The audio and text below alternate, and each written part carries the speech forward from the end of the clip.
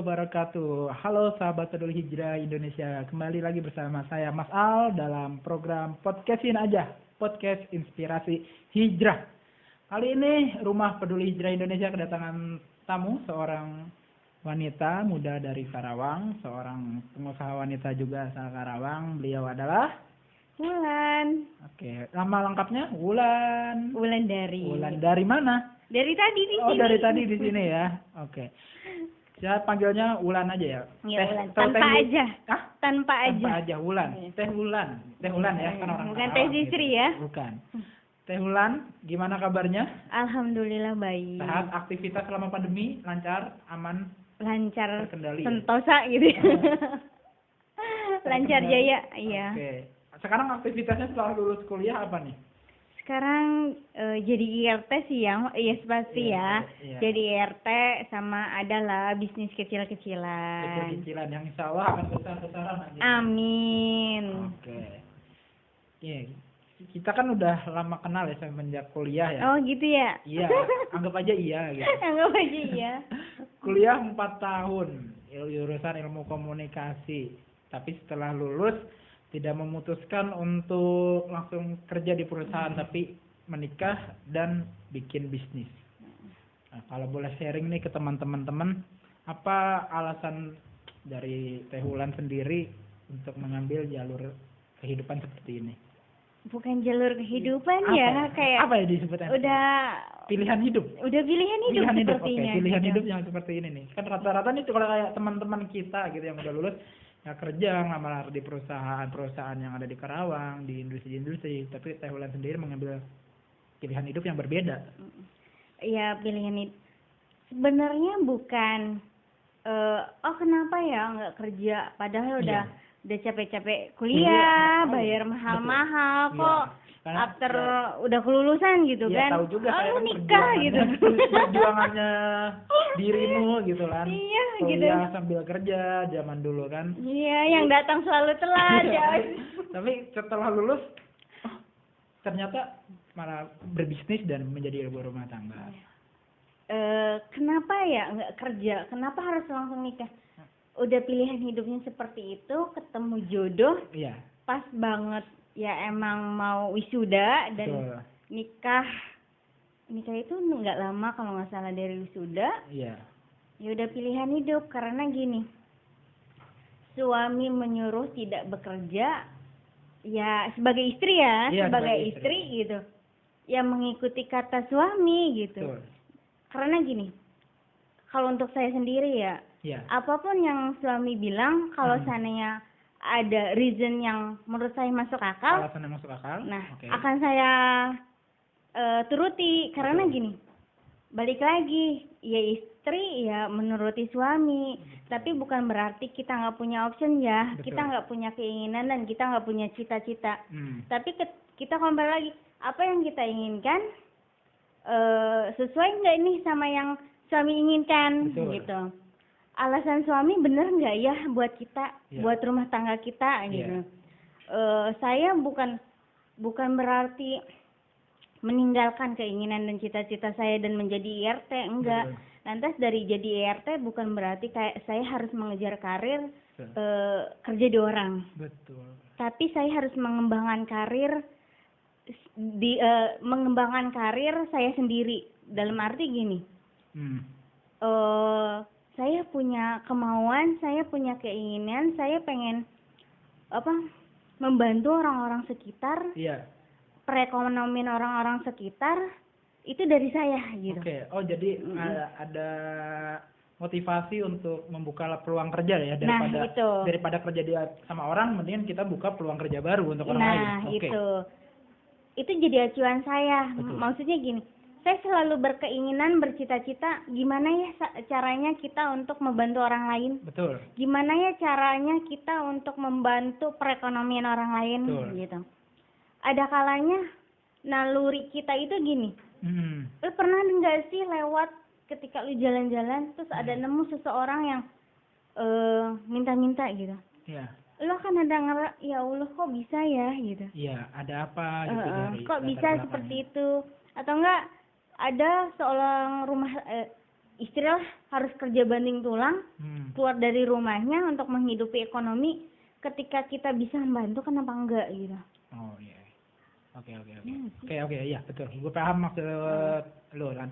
Jadi gini, jadi ada motivasi tersendiri untuk buka peluang usaha, membuka lapangan kerja untuk orang lain dengan bertujuan ingin mensejahterakan orang lain juga gitu kan, karena peluang lapangan kerja di Karawang pun sekarang sudah persaingannya sudah lumayan gitu, karena banyak yang perantauan yang masuk ke Karawang, juga saingan untuk masuk kerja di perusahaan juga lumayan gitu. Lebih baik kita membuka sebagai pribumi di Karawang, sebagai pribumi di Karawang, berinovasi, kreatif untuk membantu masyarakat di sekitar Karawang agar mendapatkan penghasilan yang mumpuni gitu.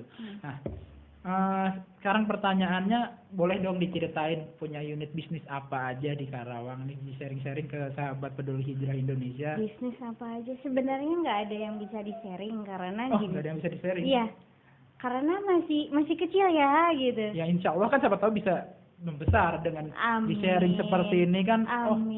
Ada yang menarik juga nih bisnisnya, mungkin ada investor sahabat peduli hijau, mau nih invest di bisnisnya nih, kayaknya perspektif nih, bisa jadi kan seperti itu, siapa yang tahu. Tapi kalau saya untuk sekarang saya lagi menggeluti dunia fashion, terutama fashion. Terutama untuk hijab sendiri yang saya pakai ini. Oh gitu. Oke, dia promosi pemirsa. Oke. Gitu.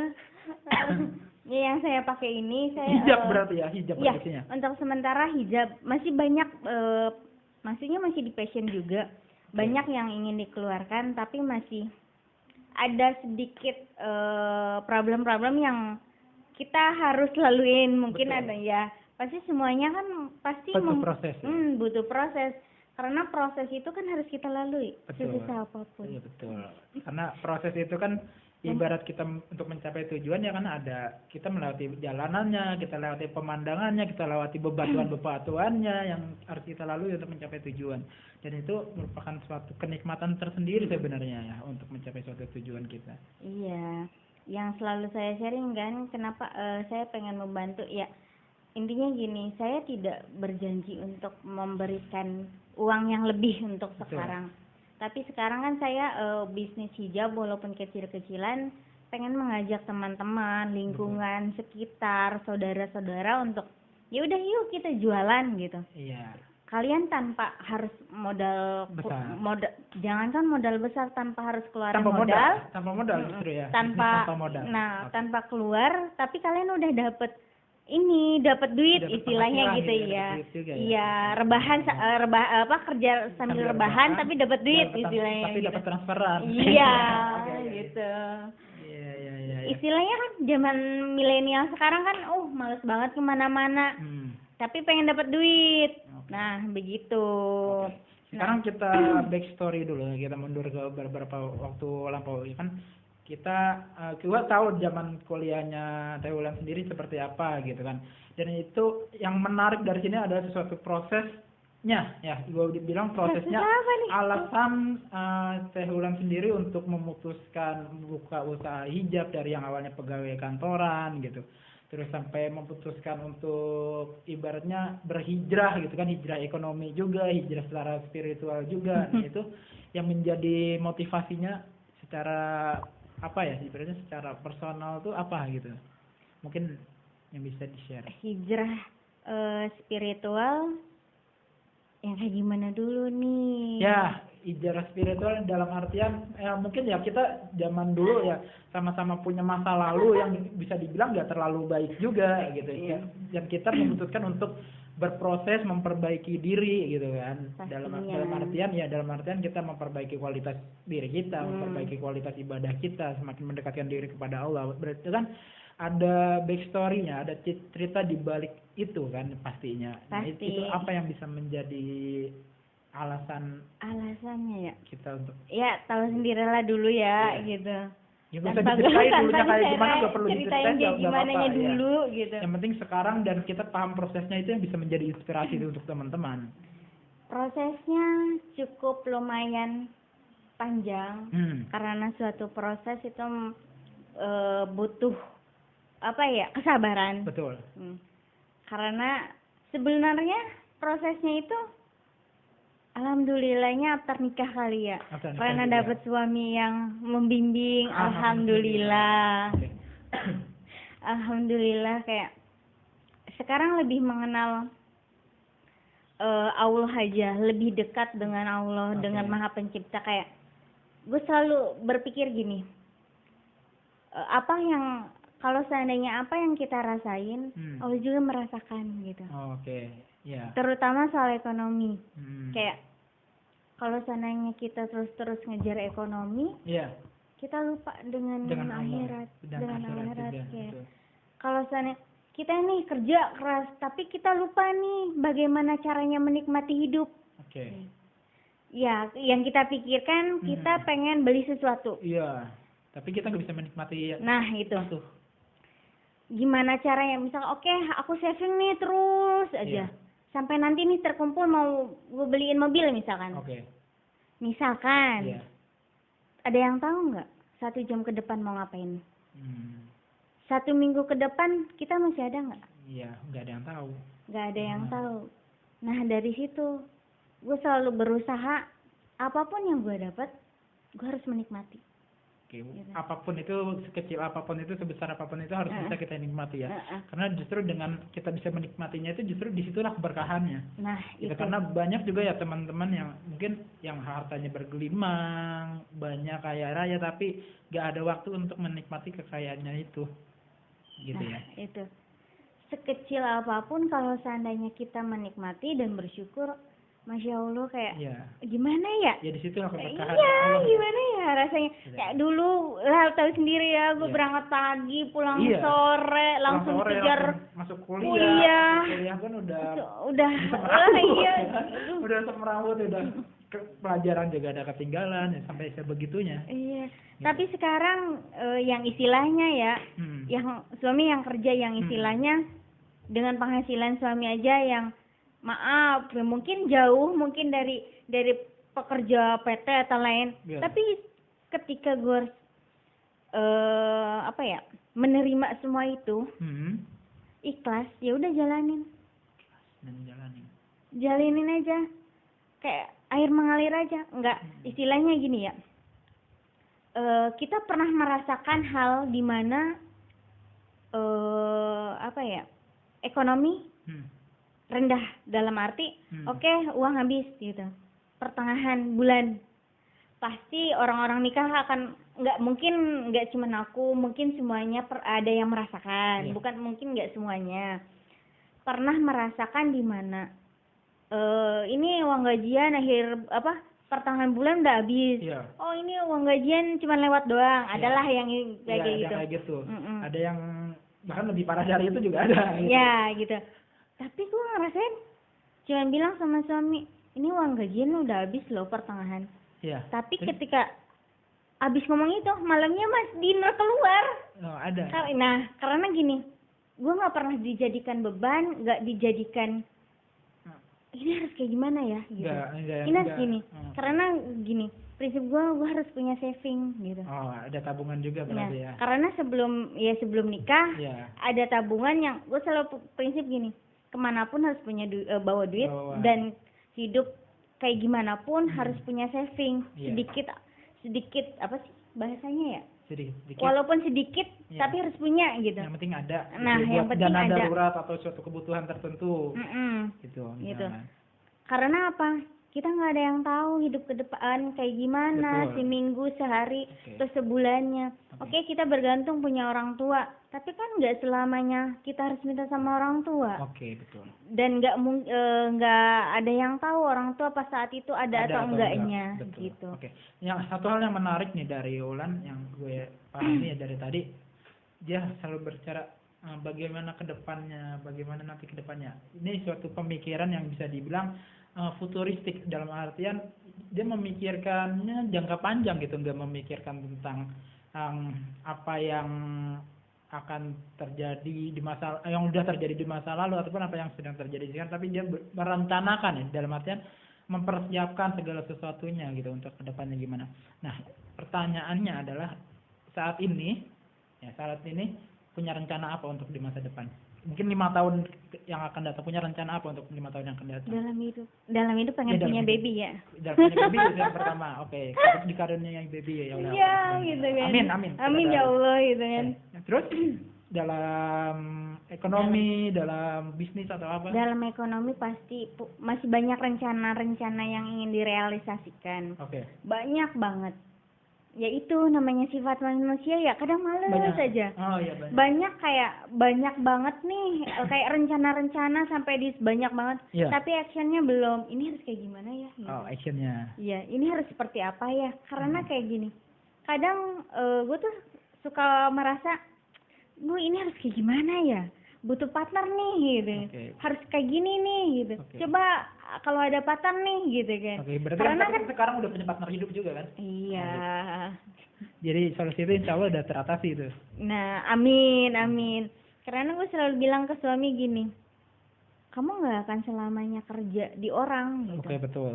Karena sifat gue gini, gue nggak mau dulu tuh selalu berprinsip gini, gue nggak mau nih punya suami yang kerjanya cuman kerja. Gue nggak mau suami gue berangkat pagi pulang malam. Iya. Karena dulu cuman pemikirannya orang tuh kerja, Iya. gitu kan. Oke. Beneran kerja tuh kayak gimana lah. Gitu. Gue nggak mau punya suami yang kayak gitu. Oke. Karena gue berpikir gini, dia bekerja keras untuk keluarganya. Tapi gue nggak tahu dia bahagia nggak dengan kerja pekerjaan kerasnya itu. gitu. Oke. Makanya itu gue selalu bilang, yuk apa yang ingin kamu kerjakan? Betul. Yuk hobi kamu apa? Iya. Yuk buka usaha sesuai hobi kamu Oke. gitu. Apapun yang kamu kerjakan tapi dengan hobi kamu akan senang gitu. Oke. Gitu. Gue selalu motivasi, masa kita kayak gini-gini aja? Iya. Yuk cari ide. Iya. Yuk gue Harus ada inovasi Nah, baru ya. itu. Harus ada inovasi baru ya. Iya, karena gini, gue selalu berpikir orang lain udah kayak gini, tapi suka flashback. Kalau seandainya kita ngeliatin orang lain terus, kita nggak akan sadar Nggak dengan sadar diri pada diri kita, kita sendiri. gitu. Itu akan menimbulkan rasa kecemburuan yang pada akhirnya kita akan nggak puas dengan apa yang kita hasilkan. Oke. Iya nggak sih? Iya. Karena kita ngeliat rumput tetangga terus, kita nggak sadar nih Iya. bahwa Nggak sadar diri ya. Nah, Jadi nggak mawas itu. diri juga kita kan. Iya.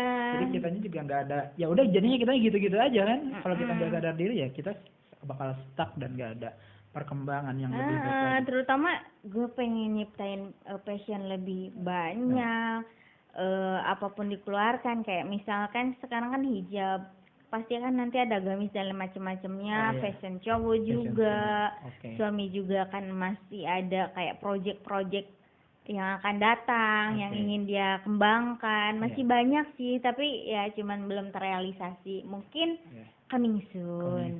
Oke. Heeh. Nah, mungkin ini pertanyaan terakhir ya, gue mau tanya, jika lu bisa WhatsApp diri lu di masa depan, apa yang lu mau katakan sama diri lu yang ada di masa depan? Ini gue sampaikan cuman terima kasih sudah hidup sampai saat ini, Oke. sudah menjalani hidup dengan semampunya, Iya. gitu. Karena nggak semua orang lain mungkin bisa menjalani hidup seperti lu, tapi lu mampu, lu keren, lu Oke. bisa, lu hebat. Gitu. Oke. Luar biasa sekali. Kok jadi kok wow. gitu. Oke. Bulan memang suatu sosok perempuan yang cukup inspiratif di zaman Enggak kuliah. juga. kan? Iya. Dengan pemikiran-pemikirannya yang inovatif dan futuristik gitu teman-teman sahabat Sudul Hijrah. Untuk closing statement yang ingin Ulan sampaikan ke sahabat Sudul Hijrah Indonesia apa? Ya, ingin sampaikan, cintailah diri kamu sendiri. Self love. Oke. Nah, ketika lu mencintai diri lu sendiri, lu akan merasakan betapa nikmatnya hidup yang lu jalani. Oke. Itu. Ya. Oke. Baik. Ya. Terima kasih banyak Lan. Ya. Closing statement dari saya sama cintai diri kita sendiri. Karena dengan kita mencintai diri kita sendiri, kita akan lebih bersyukur atas apa yang sudah Allah berikan kepada kita. Saya Mas Al dan Saya Wulandari. sampai jumpa di podcastin aja, podcast inspirasi hijrah di episode berikutnya. Wassalamualaikum warahmatullahi wabarakatuh.